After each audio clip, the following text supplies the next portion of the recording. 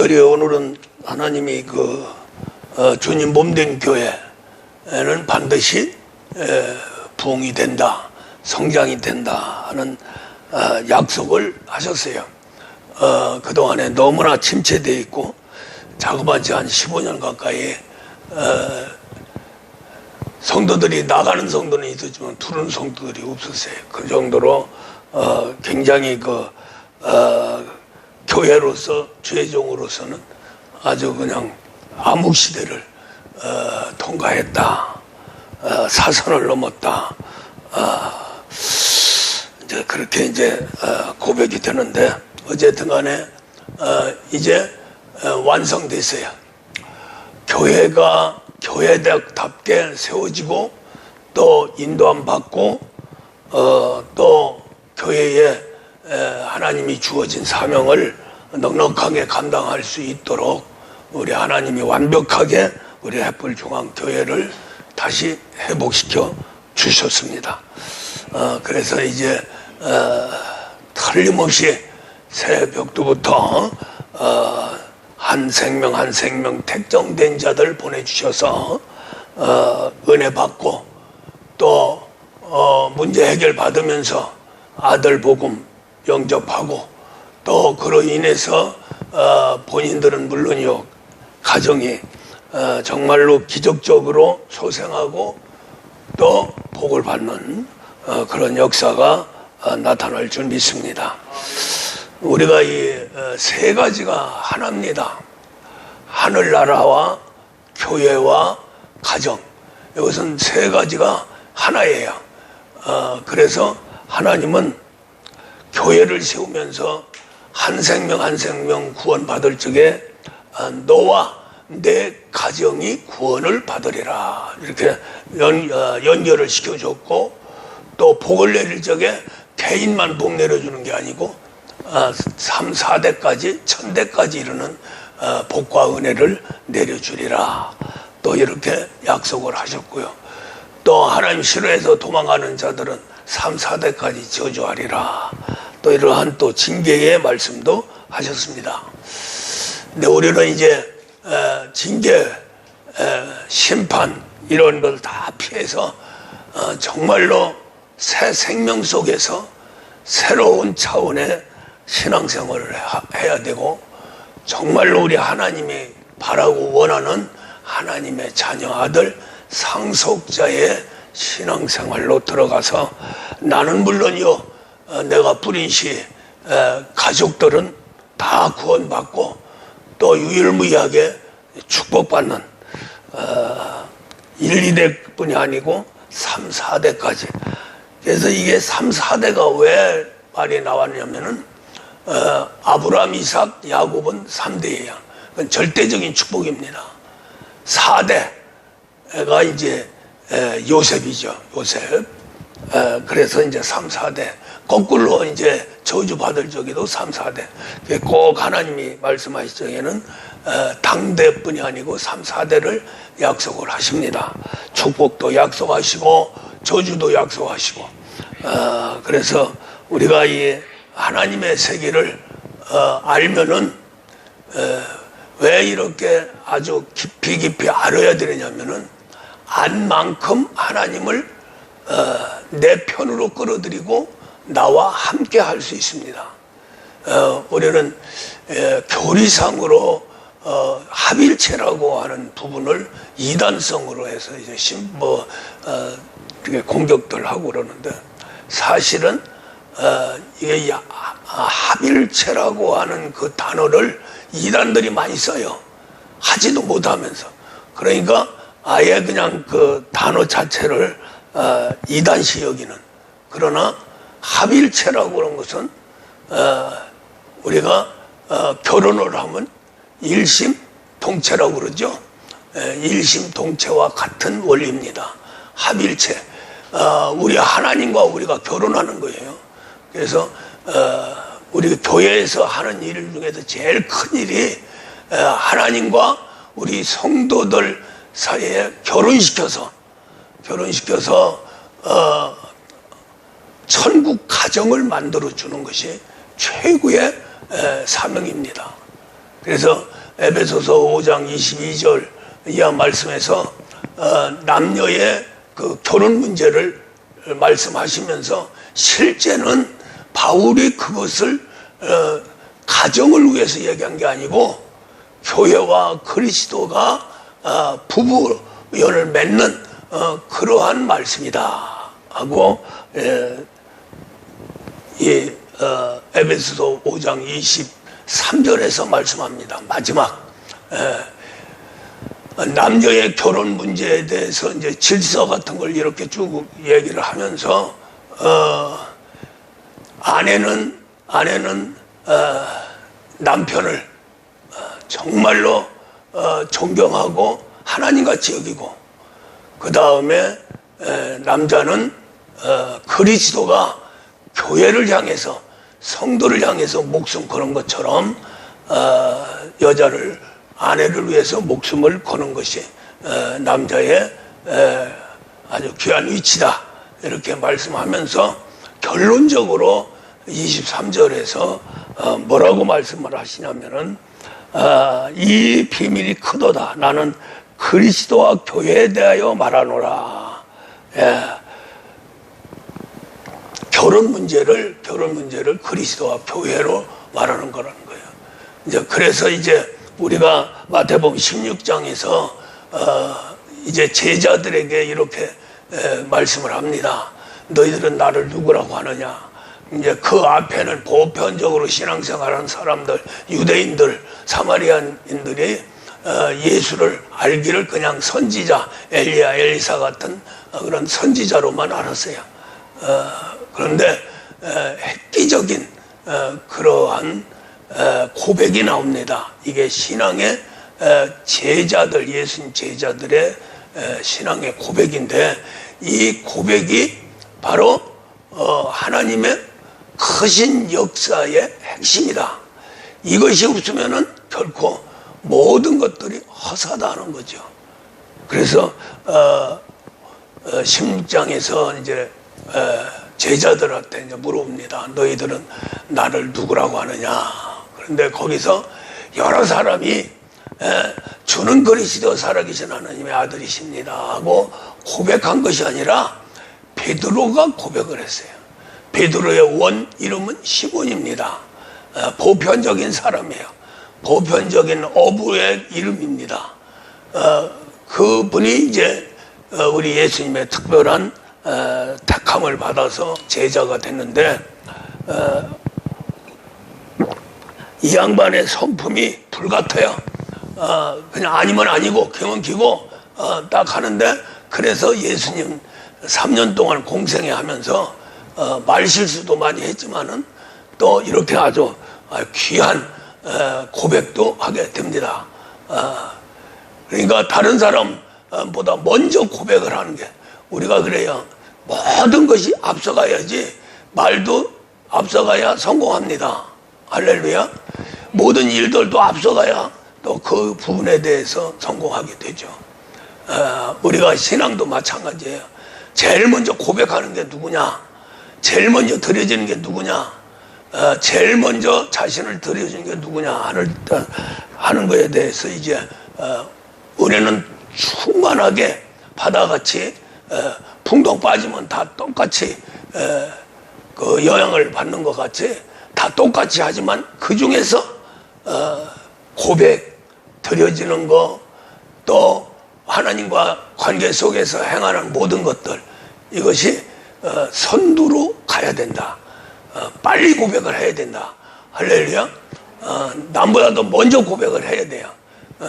그래야 이 혜택이 돌아갑니다. 12제자, 나머지 많은 사람들이 우리 예수님의 말씀을 듣고 병도 고치고 또 기적도 맛보고 하기 위해서 아주 그냥 사람이 엄청나게 모여들었는데, 제자들, 12제자들 앞에 대놓고 너희들은 누구라고 하느냐? 이 많은 사람들이 나를 누구라고 하더냐? 들어보니까 선지자, 어떠한 정말로 성견자 같은 그러한 분이다. 선한 분이다. 병도 고쳐주고 문제도 해결해주고 그러한 능력 있는 선지자다. 이렇게 이제 고백을 하는데 제자들한테 너희들은 나를 누구라고 하느냐 했을 적에 아주 우리 예수님이 오신 그 근본적인 이유, 목적을 딱 이야기를 했어요. 베드로가요. 시몬이라는 사람이. 예수님 제자가 된 것도 스스로 된 게 아니라 하나님의 택정 가운데 사도로 세움을 받습니다. 그런 것 같이 지금 이 고백이 어떠한 공부나 또 어떤 사람의 말을 듣고 또 조상 부모의 신앙생활, 그 사람이 그리스도 하나님 아들 같다, 이렇게 들은 적이 없는데 그 아주 불같은 무식한 어부인 이 베드로가 딱 손들고 주는 그리스도요 살아계신 하나님의 아들이다 하고 고백할 적에 우리 예수님도 깜짝 놀랐을 거예요. 그 놀란 장면이, 이것은 내가 살아가면서 배운 것도 아니고 사람한테 배운 것도 아니고 또 네 조상한테 들은 것도 아니고 이것은 하늘에 있는 내 아버지께서 알려주셨다. 이렇게 말씀을 하십니다. 이것부터 시작해서 이제 교회가 이루어지는 과정을 약속을 하게 되죠. 그래서 주는 그리스도 살아계신 하나님의 아들이라고 고백한 시몬에게 너는 베드로다. 그 베드로라고 하는 것은 반석이라는 얘기인데 그 반석 위에 내 교회를 세우리라. 우리 주님의 교회를 세우리라. 그러니까 돌멩이 위에 세운다는 얘기가 아니고요. 시몬이 주는 그리스도 살아계신 하나님의 아들이라고 하는 신앙 고백, 그 고백 자체가 나중에 가서는 반석이 됩니다. 그것이 이제 마태복음 7장에서 이제 마지막 말씀에 순종하고 신앙의 올바로 쓴 사람은 반석 위에 집을 세우는 사람이다. 그래서 비바람 창수가 나도 끄떡없다 하는 그 반석입니다. 신앙의 반석이죠. 그래서 이제 베드로에게 이제 베드로 위에 그 신앙 고백 위에 교회를 세운다는 겁니다. 근데 이제 우리가 이 교회라고 하는 세계가 왜 우상이 되어버렸냐면은 이 교회의 원천이 어디냐면은 에덴 동산이에요. 에덴 동산부터 시작해서 거기에서 이제 특별히 택정받은 이스라엘 민족을 이끌어가면서 하나님과 교통하는 장소가 됐고 또 임재해서 명령받는 장소가 됐습니다. 그것이 바로 성막이고 성전이죠. 그 다음에 이제 원교회 에덴 동산을 회복하기 위해서 이제 출애굽 사건이라고 하는 그러한 일을 만드시면서 그 일 속에서 이제 교회는 이렇게 세워지는 거다 하고 이제 교회 세우는 원리를 말씀한 거예요. 그래서 반드시 출애굽되어야 된다. 그 다음에 광야에서 교육받아야 된다. 그 다음에 요단강 건너서 가나안 땅 정복해야 된다. 이제 그런 것들이 이제 우리 교회의 핵심적인 해야 할 일, 정말로 하나님 일이라고 하는 그 세계가 바로 출애굽해서 가나안 땅까지 정복하는 그 일을 교회에서 하는 겁니다. 그렇게 돼야 이제 반석 위에 교회가 세워지는 거예요. 그래서 교회가 에덴 동산을 거쳐서 가나안 땅에서 이제 성전인데 성전 이전에 광야에서는 성막이라고 그러죠. 우리 예수님이 이제 이 땅에 오셔서 요한복음 2장에서 그 구약시대 건축했던 성전 다 헐어라. 그러면 내가 사흘 만에 이 성전을 다시 세우리라. 새 성전을 세우는 거죠. 그게 바로 이제 교회입니다. 우리 예수님이 이 땅에 오셔서 하는 일은 구성전을 헐고 새 성전, 바로 교회를 세우는 것이 그분의 아주 최고의 사명이죠. 그래서 그것을 이루기 위해서 지금 제자들과의 대화 속에서 그 설계를 하는 겁니다. 새로운 세상. 지금 예수님이 제자들하고 함께하는 3년 동안은 교회가 세워지지 않았어요. 예수님 자체가 성전이었고 그 성전이 허물어져야 이제 교회가 세워지는 겁니다. 그래서 우리 예수님이 미리 이제 제자들한테 나를 누구라고 하느냐 할 적에 원래는 하나님의 성전이죠. 성전인데 성전으로 하지 않고 주는 그리스도요 살아계신 하나님의 아들이다. 우리 예수 그리스도를 우리가 받아들일 적에는 그리스도 예수로 받아들인다고 그랬죠. 할렐루야.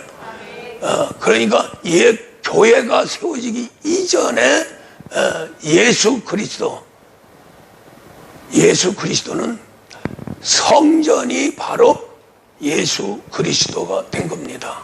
할렐루야. 그 말은 구약시대 성경대로 우리 예수님이 이 땅에 오셨다는 거예요. 그 오신 분의 이름이 누구냐면은 예수 그리스도다. 할렐루야.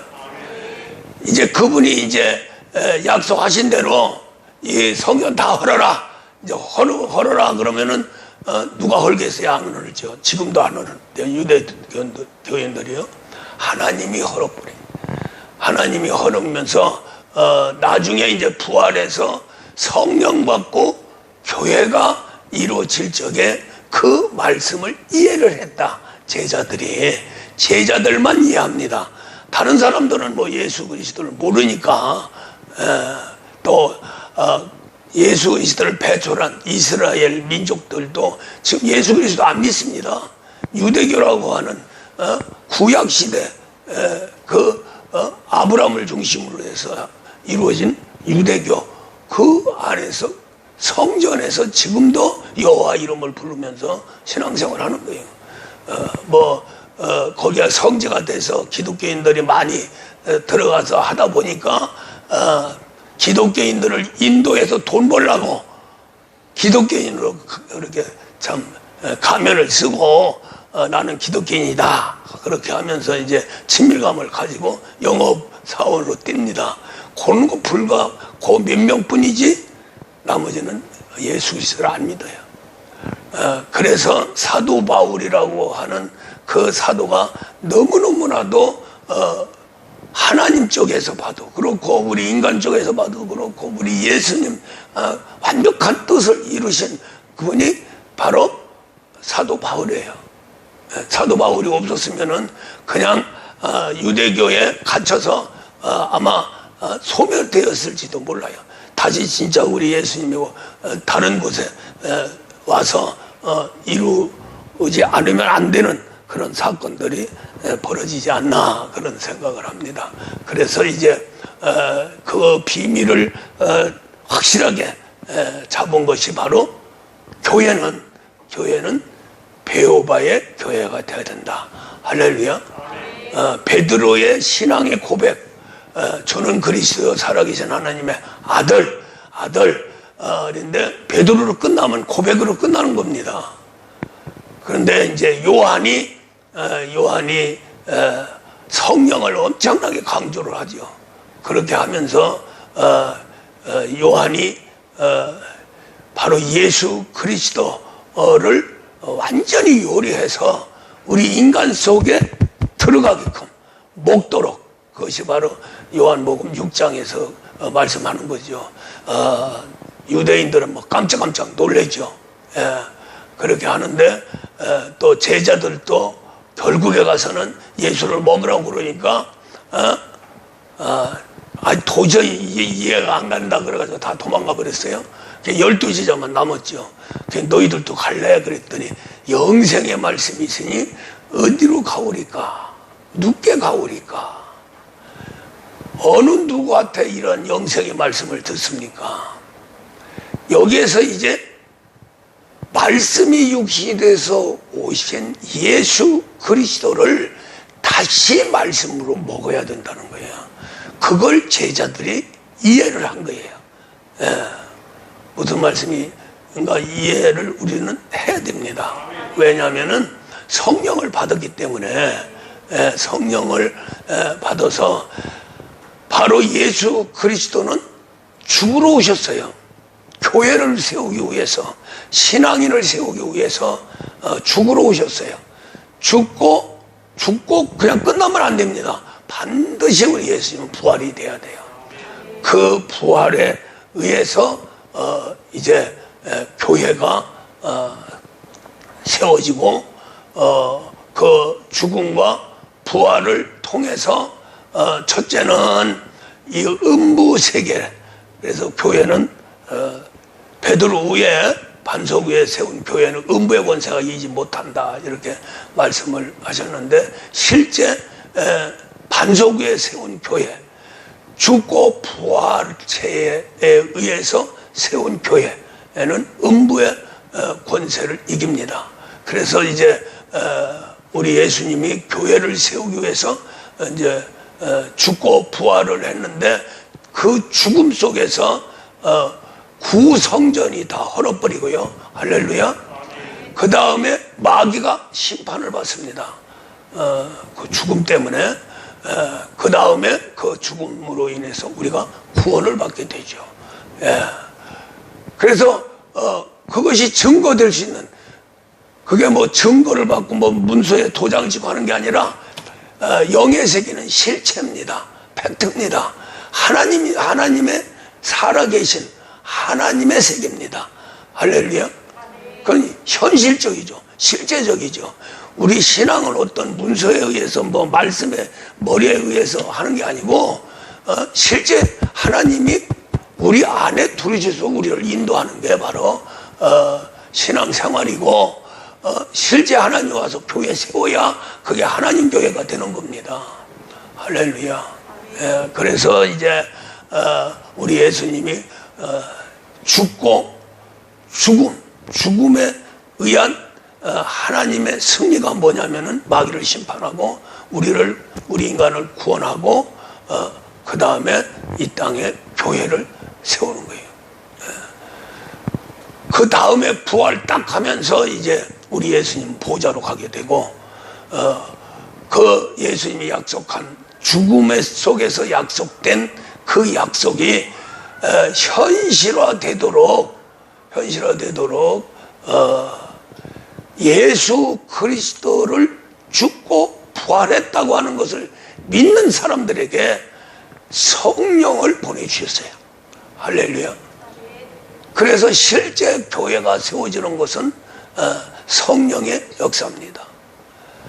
그때에 이제 우리 예수 말씀으로 세워진 우리 예수님 죽고 부활하면서 이제 말씀으로 다시 우리에게 오게 되죠.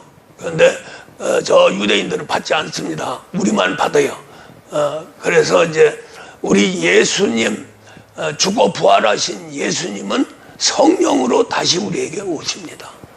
그래서 이제 완전히 예수님을 분해해서 영적으로 분해한 그분을 요한이 아주 귀하고 확실한 교훈을 주셨어요. 요한을 통해서. 그게 바로 성령 안에 예수의 물과 피가 있다. 요한일서 5장에서 말씀하는 겁니다.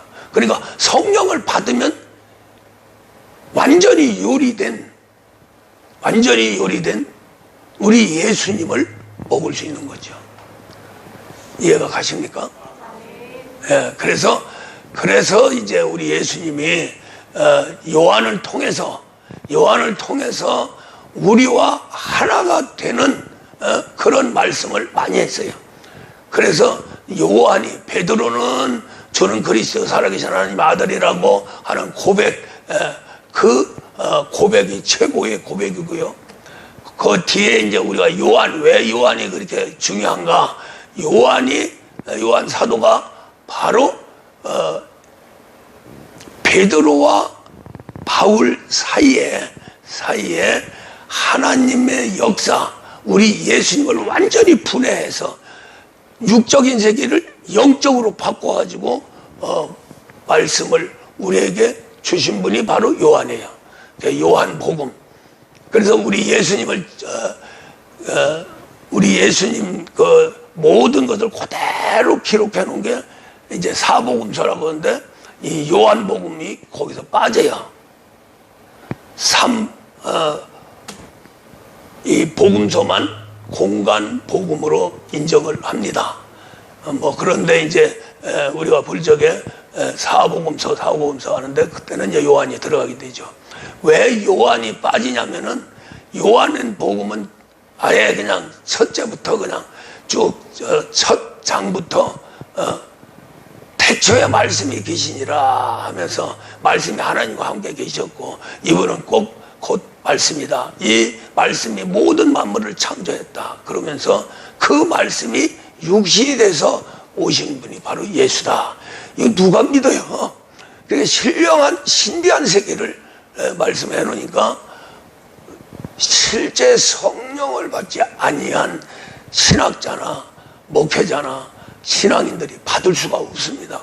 그래서 저기 요한복음을 좀 뒤로 젖혀놓고 거의 그냥 구약의 율법의 세대에 신앙생활하는 사람들을 이렇게 많이 등장을 시키고, 아브라함, 이삭, 야곱, 또 요셉, 또 출애굽 사건, 또 엘리야, 엘리사, 또 다윗, 솔로몬, 이런 왕들, 그런 것을 한 70% 하고, 삼복음서 한 30%, 양념으로 서신서 좀 양념을 치고, 이렇게 공부도 하고 또 설교도 하고 가르치기도 하니까 이게 완전히 온전한 그러한 복음을 우리 성도들이 받을 수가 없습니다. 또 지도자급들도 그걸 몰라요. 그래서 이제 첫째는 성령을 받아야 된다. 그래서 요한복음에서는 성령 계속 성령 받고, 또 물과 성령으로 거듭나지 않으면은 하늘나라 들어갈 수가 없다는 거예요. 할렐루야. 그렇게 하면서 이제 6장에 들어가서 우리 예수님을 먹어야 된다, 막 그렇게 나오는 거예요. 그 이해가 갑니까? 안 가죠.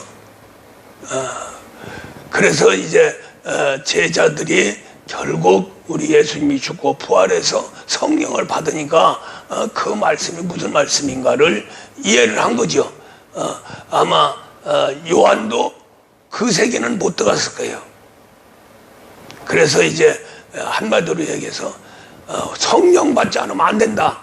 성령이 바로 우리 예수님을 영접해서 임마누엘까지 들어갈 수 있다. 이렇게 요한은 말씀을 하면서, 요한이 아주 귀하게 깨달은 것은 성령 안에 물과 피가 있다. 할렐루야. 당연한 거예요. 그 안에 누가 있습니까?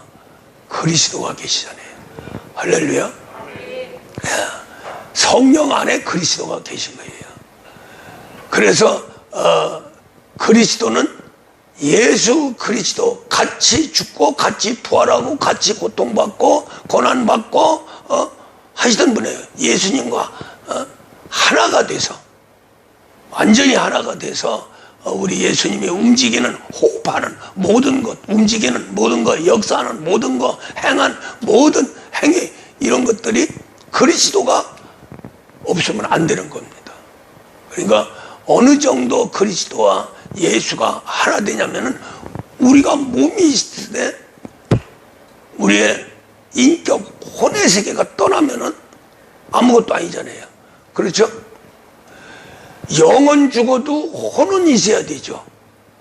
그래서 우리가 신앙생활을 하면서 죽음의 세계는 영혼이 떤다, 영혼이 떠서 천국에 간다, 이렇게 하는데 세상 사람들은 혼이 떠났다 그러죠. 혼이 떠났다 그럼 죽음이라고 하는 거예요. 혼이 떠났다는 얘기 못 들었어요? 아예 그냥 저 모태 신앙들이라 전부 죽음은 영혼이 뜬다, 영혼이 뜬다 하도 그렇게 하니까 혼이 떴는데 무슨 죽어? 세상은요, 세상 사람들 우리도 마찬가지예요. 혼이 뜨면 죽습니다. 할렐루야. 죽어요. 그래서 이제 혼이 떠나면 죽는 게 뭐예요? 몸이 이제 사지가 다 올수도판다는 거죠. 올수도파면은 썩어버립니다. 할렐루야. 그 속에 썩은 송장 속에도 혼이 딱 들어가 버리면 새롭게 살아나는 거예요. 할렐루야. 왜 이런 말씀을 드리냐면 그리스도와 예수는 그렇게 하나다. 그리스도가 떠나면 예수도 아무 소용이 없어요. 예수가 하나님 아들이 아닙니다. 그리스도가 임재해서 하나가 될 적에 저 위에 있는 하나님이 내 사랑하는 아들이다 하고 고백을 한 게 마태복음 3장에서 고백을 합니다. 그때에 성령에 의해서 그리스도가 예수 안에 완벽하게 장착이 돼서 하나가 됐어요. 이것을 베드로가 고백을 합니다. 누구도 모르는데 보는 건 원래 낳기 전부터 예수라고 하는 이름을 하나님이 주셨어요. 그건 태어났어요. 성탄했습니다. 이름이 예수예요. 30년 동안 예수 다 예수예요. 그래서 모두가 다 예수를 요셉의 아들이라고 그렇게 받고, 그 다음에 그 부모조차도 긴가민가 해가지고 하나님 아들인가 아닌가, 낳은 마리아조차도 긴가민가 그랬어요. 그렇게 확신을 하지 못했다는 거죠.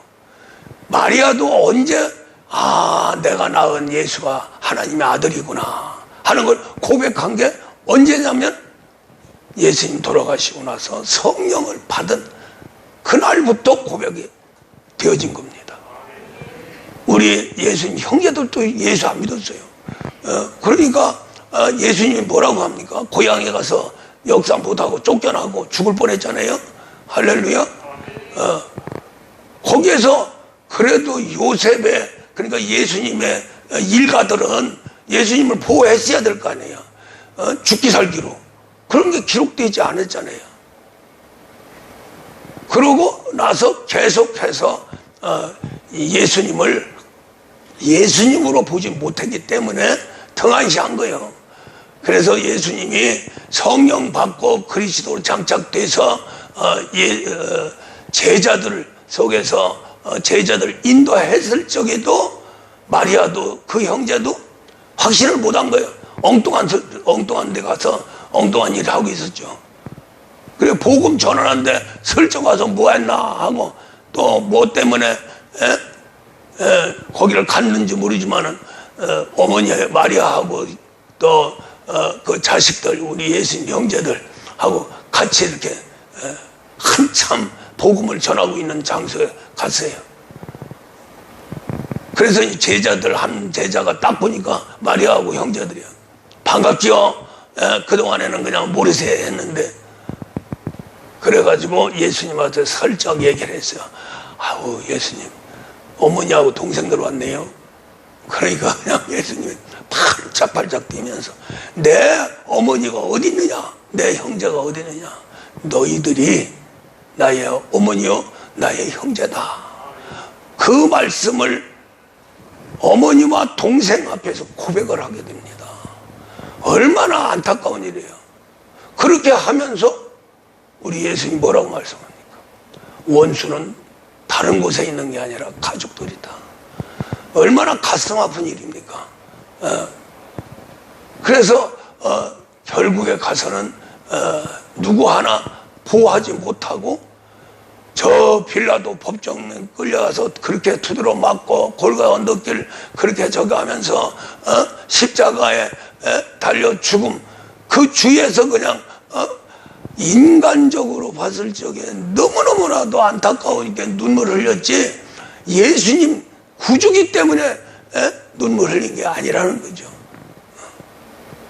그러니까 예수님이 뭐라고 말씀합니까? 십자가 달려 돌아가시면서 여인네들이 막 엉엉 울고 난리가 나니까 거기에 마리아 어머니도 껴있었겠죠. 자기 아들이 죽으니까. 그래서 예수님이 그런 여인들한테 나를 위해서 울지 마라, 너와 네 자식을 위해서 울라, 그렇게 한 거예요. 그 말은 뒤집어서 얘기를 하면은 이제 다 끝나는 마당에 울고불고 하지 마라, 나는 영광 받으러 지금 가는데 오히려 감사하고 찬양을 해야지 엉엉 우는 것은 인간적인 세계 아니냐, 이런 말씀이에요. 할렐루야. 볼 적에, 가시적으로 볼 적에는 신앙이 좋은 것 같고 막 그냥 예수님 죽으니까 뭐 눈물 흘리고 뭐. 진짜 우리가 기도하면서 눈물 흘거든 우리 예수님을 생각할 적에 눈물이 팡팡 쏟아져야 돼요. 할렐루야. 나와 내 자식, 내 모든 환경을 위해서 운다고 하는 것은 그건 허락해요. 허락합니다. 그래서 구약시대는 이 땅의 것 가지고 울고 불고 기도를 했어요. 신약시대의 핵심은 예수 그리스도가 그리스도 예수로 장착이 안 될 적에 그것이 너무나 괴롭고 고통스러워서 울고 불고 해야 된다는 거죠. 그렇게 하면은 내가 너의 모든 것을 아니, 걱정하지 마라. 그래, 나를 위해서 울어라. 이제 나를 위해서 우는 것은 예수가 죽음에서 우는, 죽음을 생각하면서 십자가를 생각하고 우는 게 아니고요, 그 예수 그리스도가 내 안에 장착이 되는데 이게 뻐걱거리고 안 맞아, 그걸 가슴 치고 울어야 된다니까요. 할렐루야.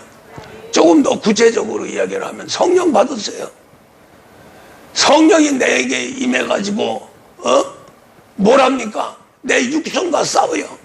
그때 눈물을 흘리고 싸워야, 울어야 되는 거지. 내 신세 타령하면 울으면 안 된다 이 말이에요. 할렐루야. 그것은 딱 접어놓고 주님한테 맡겨놓고 내 안에서 지금 성령이 막 피 터지며 싸우는 그 모습을 상상하면서 내 육신을 그냥 복종시키게 하면서 막 엉엉 울어대야 심령 속에 있는 그리스도가 됐다 그러면서 영생의 말씀을 쏟아붓는 거예요. 할렐루야. 그래서 예수가 말씀으로 이 땅에 사람으로 오신 것을 영적인 영생의 말씀으로 바꿔서 우리에게 주실 수 있는 분은 예수가 그리스도로 바뀌어야 된다는 거예요. 할렐루야. 그래서 로마서 10장에서 믿음은 들음에서 나는 것이고 들음은 그리스도의 말씀이다. 그리스도의 말, 예수의 말씀이 아니고 예수의 말씀은 벌써 문서화돼 가지고 의문이 돼 버린 거예요. 할렐루야.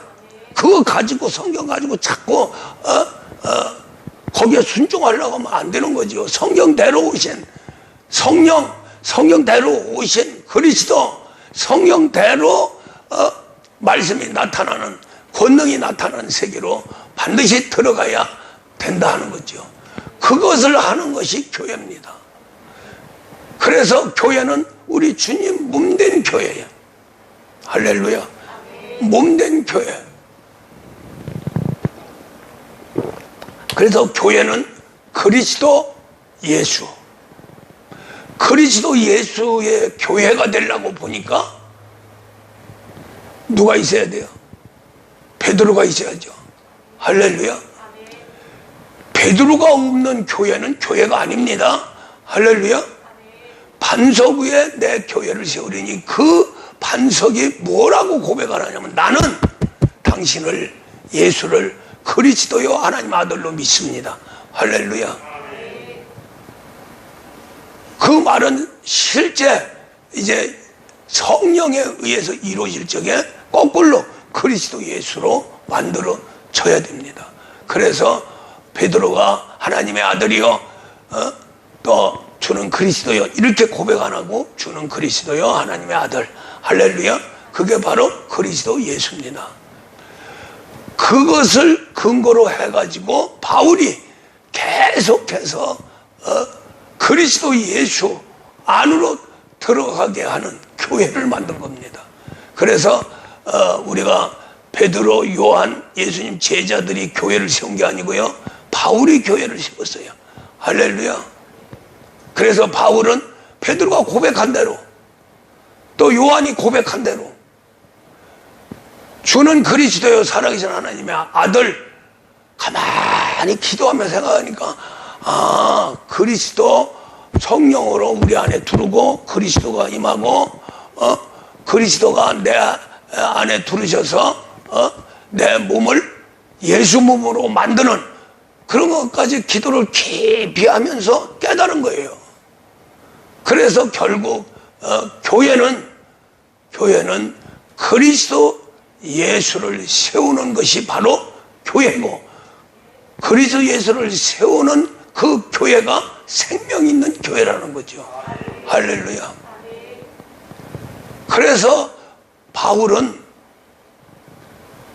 교회와 우리 성도들, 우리 신앙인들이 없으면 교회가 아니죠. 할렐루야. 또 교회가 없는 신앙인은 또 신앙인이 아닙니다. 왜냐하면 교회와 신앙인은 하나요. 우리가 이 세상에서 자꾸 타락을 해서 참 인간답지 못한 세계로 들어가는데 그 원인은 가정이 파괴돼서 그래요. 가정을 소중히 여기지 못해서. 옛날에는 일자 무식자라도 가정을 하늘같이 여겼어요. 부모를 하나님같이 여겼어요. 형제한테 대들으면 아주 그냥 큰일 나는 줄 알았어요. 그래서 바로 교회도 마찬가지입니다. 교회 없는 성도는 없어요. 또 성도가 없는 교회도 없어요. 그래서 교회는 우리 예수님이 정말로 목숨을 버려가면서 세운 것이 바로 하나님의 교회입니다. 그래서 교회를 몸된 교회라고 하는 거예요. 그 몸된 교회라고 하는 게 중요한 게 뭐냐면 교회는 이 세상의 모든 걸 포함하고 만물이 충만하다는 거죠. 할렐루야. 그 말은 무슨 말이냐면은 교회에 오면은 우리 성도들이 원하고 원하는 모든 거, 이 땅의 소원, 저 세상은 뭐 말할 거 없지만은 이 땅에서 원하고 원하는 바라고 바라는 모든 것을 이루는 것이 바로 교회여야 됩니다. 할렐루야. 그래서 교회에 권능을 준 거예요. 그 권능과 교회를 세울 적에 이 땅에서 풀면 하늘에서 풀리고 땅에서 풀면 매면 하늘에서 맨다고 하는 그러한 권세와 능력, 음부의 권세까지 제압해버리는. 그래서 제자들한테 먼저 권능을 주죠. 성령이 임한 이후에 바로 사도행전 1장 8절에서 성령이 임하면 권능을 받고 땅까지 이르러 내 증인이 되리라. 할렐루야. 바로 이게 뭐냐면은 교회와 신앙인들 또 거기에 중간 역할하는 목회자 모두가 다 권능을 받아야 됩니다. 생명을 받아야 됩니다. 모두가 다 성령 충만해야 돼요. 성령 충만하면은 권능도 나타나고 생명도 나타나고 할렐루야. 예. 우리 인간이 바라고 원하는 건강, 부, 모든 것을 얻을 수 있는 것이 바로 성령의 역사입니다. 성령의 역사가 아니면 교회가 아닌 거예요. 할렐루야. 성령이 교회를 세웠기 때문에 성령을 배제한 교회는 교회가 아닙니다. 일반 종교 시설이에요. 그러니까 성령의 역사가 정지되어 있는 교회들은 전부 종교화돼 버린 거예요. 거기에는 하나님, 맨날 하나님 이름 부르면서 결국 하나님 역사는, 실제 역사하는 거 한 번도 체험하지 못하잖아요. 그러나 성령이 충만한 교회, 정말로 반석 같은, 베드로 같은 그러한 주의 종이 있을 적에는 하나님을 얼마든지 체험하는 겁니다. 오는 사람마다 성령 주죠. 또 귀신 쫓고 병 붙이고 약한 거 우선 급한 대로 해결해 주죠. 죽어가는데 살려야 되잖아요. 할렐루야. 모습병 걸리면 그거 고쳐줘야 되잖아요. 귀신 들려가지고 방황하면 그 귀신 내쫓아줘야 되잖아요. 내쫓아준 다음에, 그 다음에 이제 성령도 세례도 주고, 그래서 예수님 마지막에 뭐라고 말씀하냐. 아버지와 아들과 성령의 이름으로 세례를 주고, 할렐루야. 그 다음에 잘 가르쳐 지키게 하라. 그래야 하면 세상 끝날까지 내가 너희들과 함께 하리라. 믿는 자들은 반드시 이런 표적이 나타난다. 내 이름으로 귀신을 쫓아나고 새 방언을 말하며 뱀을 지며 무슨 독을 맞을지라도 해를 받지 않는다. 그러면서 병든 자에게 손을 얹는 나으리라. 고린도후서 12장에서 사도의 표는 오래 참아야 된대요. 할렐루야. 목사는 오래 참아야 된대요. 예? 그러면서 오래 참고서는 그냥 마느냐? 반드시 사도는 오래 참아야 되고, 그 다음에 기사와 능력과 표적이 반드시 나타나야 된다. 할렐루야. 그 세계는 성령의 충만한 세계예요. 근데 이제 성령만 충만하다고 되는 게 아니고 반드시 말씀이 있어야 된다는 거죠. 그 말씀은 왜 필요하냐? 예수를 만드는 재료이기 때문에. 할렐루야. 우리 몸과 말씀이 하나 믹사가 되면 예수가 나오는 겁니다. 할렐루야. 그렇게 되면 생명과 진리로 유지가 되죠. 그 안에서 성령의 역사, 은사의 역사, 권능의 역사, 또 인도함의 역사, 이것이 100% 순종이 되어져 가는 겁니다. 이걸 만드는 것이 교회예요. 할렐루야. 우리는 지금 이 목사가 말씀하는 이 말씀들이 현실적으로 나타나기 때문에, 증거하기 때문에 목사가 자신있이 말씀하는 거지 그냥 빈소리 하는 게 아닙니다. 할렐루야. 그래서 하나님이 특별히 참 7시간 기도를 시켰고, 또 그동안에 엄청난 권능의 세계에서 체험적인 그런 신앙들을 인도해 줬어요. 그래서 지금 이제 얼마 남지 않았지만은 늘 말씀을 드립니다만은 구루터기예요. 그 구루터기가 생명을 얻으면은 이제 움이 나서 새롭게 되는데, 시골에서 버드나무를 탁 쳐요. 일부러 칩니다. 더 세게 좋은 열매를 맺게 하기 위해서. 또 이런 가로수 막 치지요. 아깝지요. 막 엄청나게 번진데, 막 그냥 그 도로 정리하신 분들이 막 톱으로 뭐로 막 탁 키죠. 근데 봄이 되면 막 또 일어나는데 엄청난 역사가 일어납니다. 할렐루야. 버드나무 막 치면은 이제 봄이 되면은 막 올라오는데 그 지역을 확 덮어버려요. 그것이 바로 구루터기예요. 교회를 세울 적에 구루터기를 만든다는 거예요. 제대로 세우는 교회는. 그래서 잘라서 구루터기만 남았는데 거기에 새 생명이 들어가 버리면은 그때는 엄청난 큰 부흥의 역사가 일어난다 하는 거죠. 그 생명, 오직 성령과 말씀과 무한한 권능의 세계로 인도를 받고 또 부어준다면 우리는 정말로 하나님이 원하는 교회, 반드시 성장하는 교회가 돼서 하나님의 뜻을 이루는 그러한 유일무이한 교회가 될 줄 믿습니다. 마지막으로 어저께 그 신문에서 나오는데 참 감동이 돼서, 야, 우리 교회가 빨리 일어나서 이 사람들을 갖다가 참 받아들이고 새롭게 만들어야 되겠다. 그런데 그 내용이 뭐냐면요, 서울에서만 이 청년들이 운동해서 아무것도 안 하고 그냥 어머니가 바깥까지 밥 먹던 집에 내끌고 가다 방구석에 앉아가지고 그게 13만 명이랍니다. 지금 서울에만. 집에 나가고 싶지 않대요. 근데 이제 점점 때가 됐는지 몰라도 이 사람들이 한 50%가 나도 나가서 활동했으면 좋겠다, 그런 마음이 생긴대요. 신문에 그래요. 여론적으로.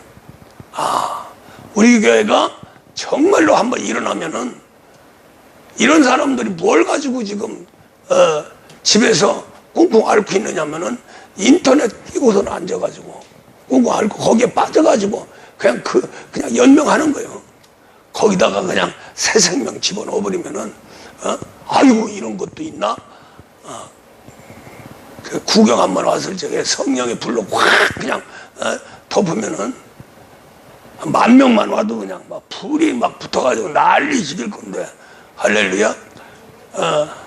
가만히 생각하니까 이만희가 뭐 10만 명 신학생을 했다고 그러는데,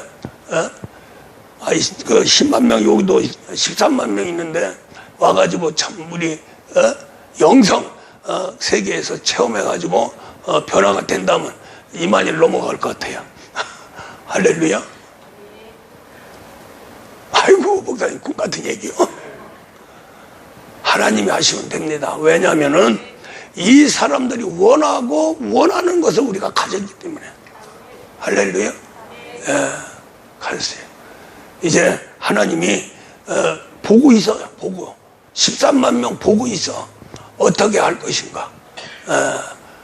그래서 이런 청년들을 다시 깨워가지고 신앙인으로 만든다면은 우리 교회는 정말로 한번 이 나라 이 민족을 변화시켜 나가면서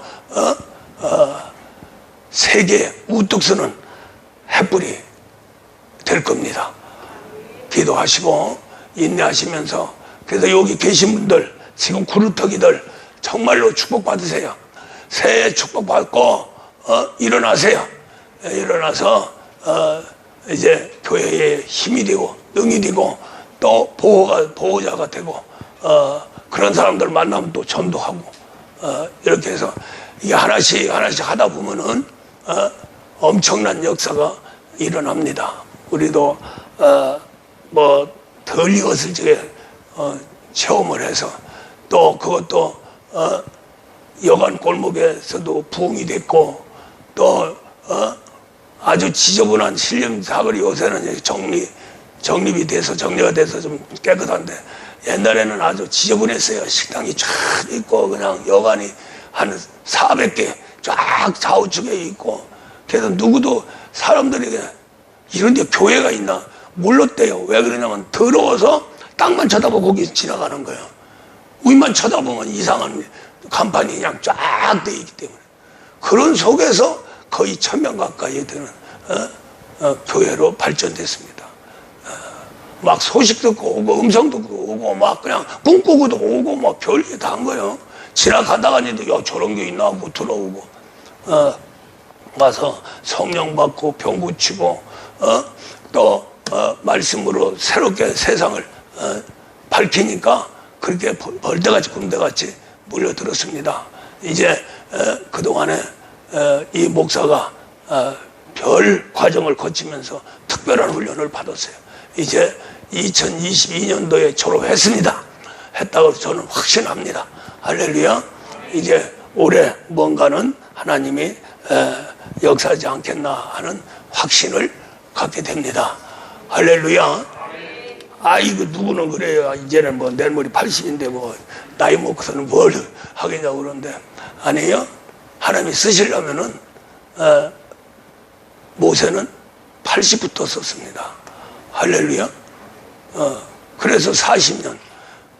그래서 우리 인간에게 하명하신 나이 120년을 살게 한 거예요. 120년이면 이 목사도 40년 동안 목회하면은 우리 예수님 재림 때까지 하지 않나. 그러니까 나이 먹었다고 생각하지 말고 더욱더 열심히 따라오시고 또 이 목사가 인도하는 대로 쭉 오면은 정말로 우리 사랑하는 성도들이 하나님 아들 되고 영생 복락은 물론이요, 이 땅에서 유일무이한 그러한 축복도 받고, 내가 못 받으면 내 자식들이라도, 내 자식이 못 받으면 내 손자라도 받을 수 있는 그건 약속입니다. 3, 4대까지. 할렐루야. 그러나 당대도 받고 누리고 좀 가야죠. 할렐루야. 그래야 목사도 도움도 되고 힘도 나고 그러지 않겠어요? 죽은 다음에 저 손자가 복 받으면 뭐 할 거예요? 그래서 하여간 우리 교회는 주님 몸된 교회고, 생명 있는 교회고, 능력 있는 교회고, 은사가 있고, 할렐루야, 축복권이 있습니다. 그렇기 때문에 반드시 성장을 한다 하고 하나님의 음성을 들었어요. 기쁨으로 오늘